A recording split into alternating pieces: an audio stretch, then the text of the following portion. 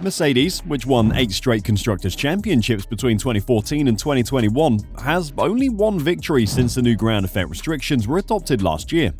The team hoped to return to title contention in 2023, but a bad start to the season prompted them to redesign their W14 car.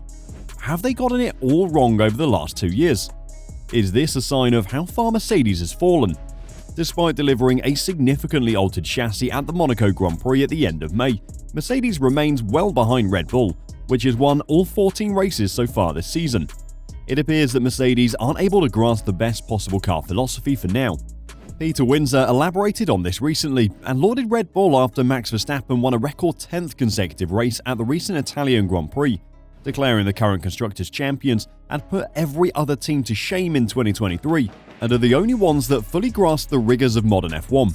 Mercedes drivers George Russell and Lewis Hamilton finished 5th and 6th at Monza, with the latter finishing just ahead of Alex Albon and Lando Norris of Mercedes customer teams Williams and McLaren.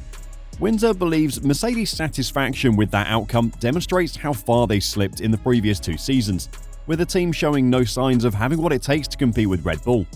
He said, "You've got to say, if you're the factory Mercedes team, the customer teams are uncomfortably close, aren't they? And when Mercedes have to say post-race at Monza, wow, we were the 3rd quickest car after Red Bull and Ferrari, it wasn't that brilliant. I mean, who did they beat?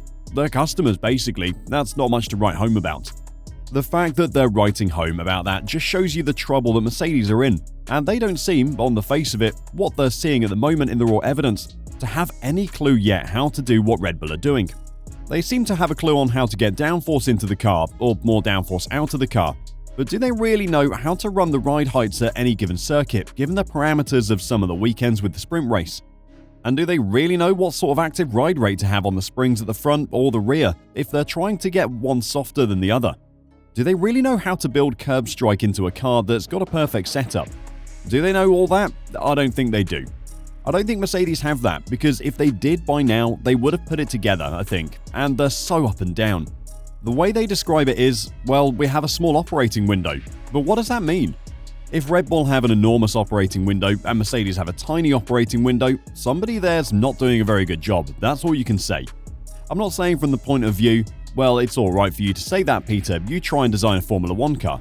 I'm not saying that. All I'm saying is Red Bull are doing the job. Give them credit, and they're doing an unbelievably good job actually, so more credit to Red Bull. Mercedes is optimistic about a title battle in 2024, with trackside engineering director Andrew Chauvelin telling reporters that the team is optimistic about a title challenge. Chauvelin also dismissed Ferrari driver Charles Leclerc's assertion that the pursuing group is unlikely to catch Red Bull before the next significant rule revisions in 2026. But are they really going to be able to challenge Red Bull next year? Haven't recent results showed us that Mercedes is falling further behind instead of catching up? You might think so, but apparently Singapore will be a big comeback for Mercedes. At least, that's what Mercedes thinks. As Lewis Hamilton believes he's right in forecasting the Singapore Grand Prix weekend would be a better one for Mercedes than Monza was. Although Hamilton and colleague George Russell gained points in the Italian Grand Prix, their W14 lacked the speed to fight for a top 3 finish.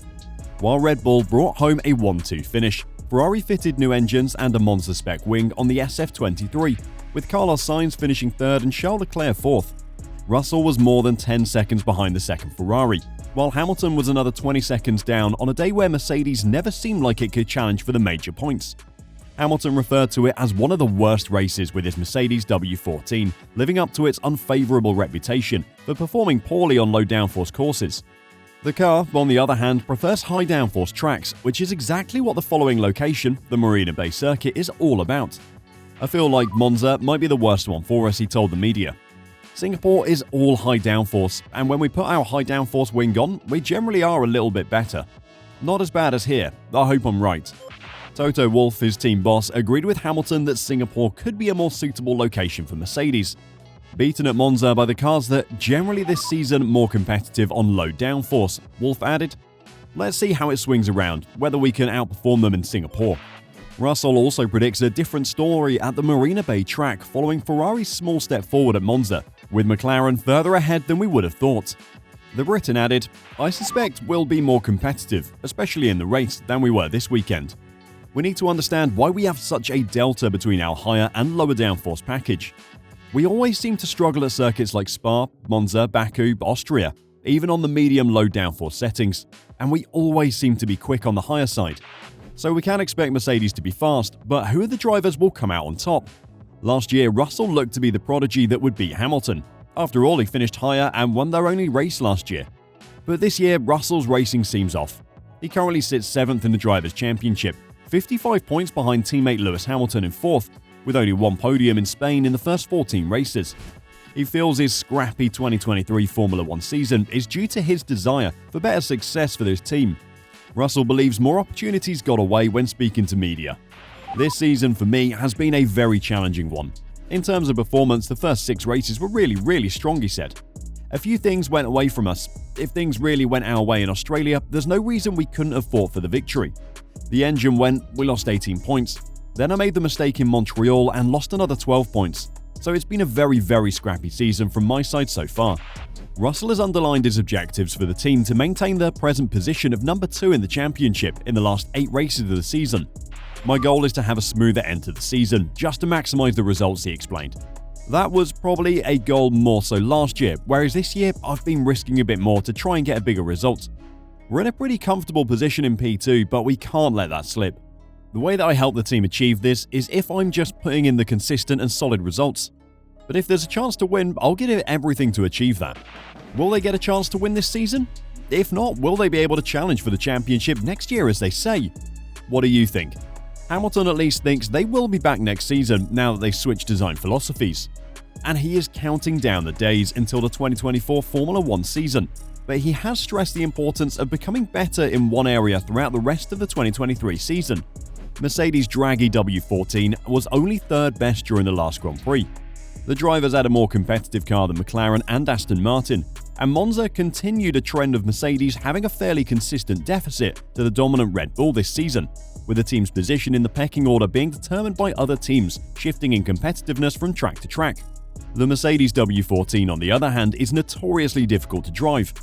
Hamilton still didn't get the feeling he wanted in his car by qualifying, and while the margin to Russell was only 0.15 seconds, the cramped nature of the field meant Russell started 4th and Hamilton only 8th. This resulted in a tricky race with an offset strategy, which resulted in him finishing 6th.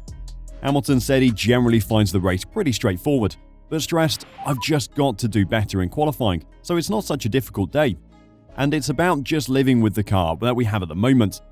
At Monza, it's the 3rd fastest car, and it's obviously painful for all of us. We wish we were quicker, but we're just counting down the days to February." Hamilton is accepting what Mercedes and its drivers have been saying for a long time.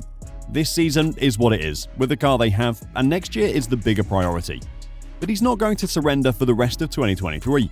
It is the opposite. By emphasizing dealing with the car's flaws in qualifying, which is such a critical part of the weekend, Hamilton is finding something that will make it easier to achieve, at least the majority of what the W14 is capable of. That is exactly what Hamilton was doing before the summer break. Before the stoppage, he outqualified Russell in 6 of the 7 races. Russell now appears to be more content, albeit across a smaller sample set of races. However, the Mercedes struggle in qualifying is well demonstrated by Russell's 3 Q2 exits and even a Q1 exit. And now, even Hamilton has 2 Q exits to his record this year. So the big question for you to answer, have Mercedes gotten it all wrong since the regulation changes last year? And will they even be able to catch up before we see new changes coming in 2025 and 2026? What do you think? Or will they have to rely on outliers where the car is inherently good, like Singapore and Brazil? Let us know your thoughts in the comments down below. We're excited to see if Mercedes can keep up their promises this weekend.